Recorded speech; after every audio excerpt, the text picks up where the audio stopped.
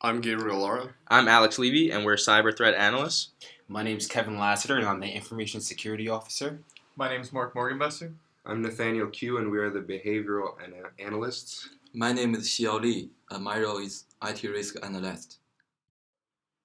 Today we'll be walking through the framework we developed for a client regarding the theft of intellectual property. The case that we're going to be looking at today is China's state-owned Pang Gang conspiring to steal the design and code for a next-generation trading platform for brokers and dealers developed by a U.S. financial services company.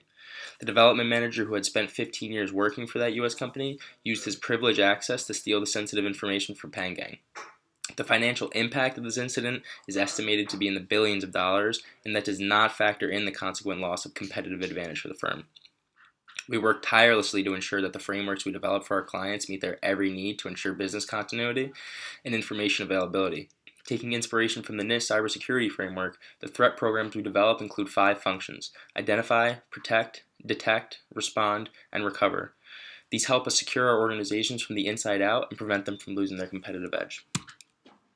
The first stage in every framework we develop is the identification stage. In order to properly protect an organization, there needs to be an organizational understanding of the systems it possesses, the people it employs, the assets it has, the data it stores, and the capabilities of the organization in general.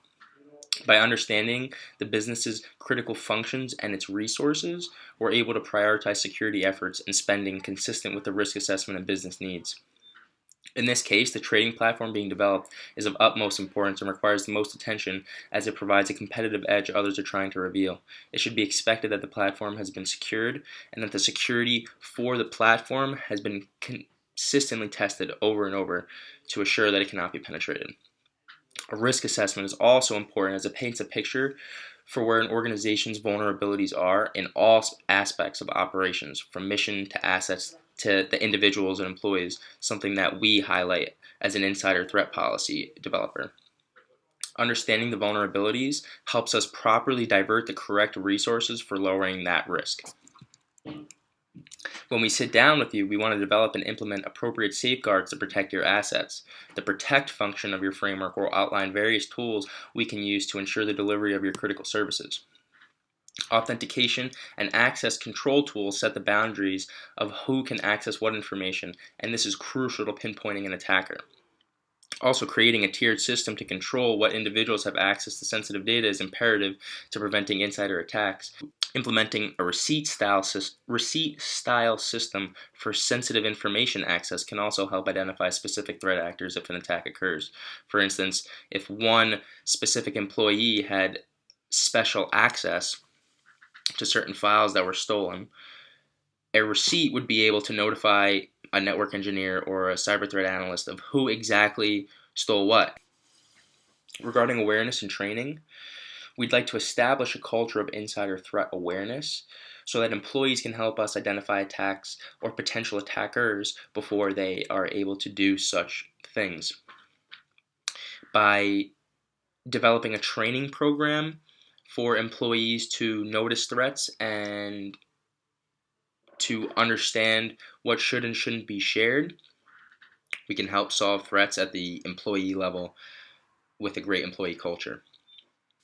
Regarding data security, we need to make sure that we maintain a consistent strategy to keeping sensitive information from being leaked, as well as making sure what employees know what information they should and shouldn't be sharing.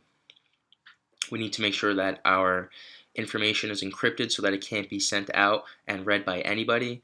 We need to make sure that the physical location of the servers where data is being kept are secure as well. Regarding detection, when bolstering defenses from the inside of an organization, it is important to make sure said organization not only has the tools to monitor its own systems, but is adequately doing so. A security information and event management or log correlation engine can help threat analysts look for unusual patterns of activity amongst users, as well as data flowing in and out of the organization. Detection processes and procedures must consistently be maintained to ensure security during unfamiliar events.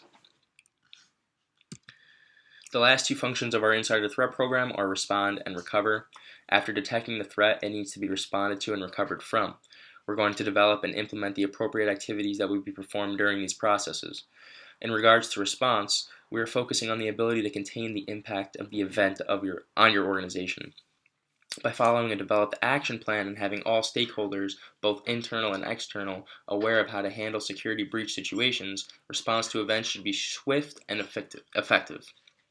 Communication amongst all stakeholders is instrumental during the response stage, as everyone involved in incident resolution must be kept informed. The sooner we're able to contain and document the threat, the sooner the organization can begin to operate at full strength. Following a previously communicated and concise recovery plan can help make sure critical services have been restored timely. At the end of the day, cybersecurity is here to help you because we understand the need for a formulated action plan. When these cyber attacks happen to your organization, and they surely will, let us be the ones to walk you through your incident resolution from the start until long after your threat has been resolved.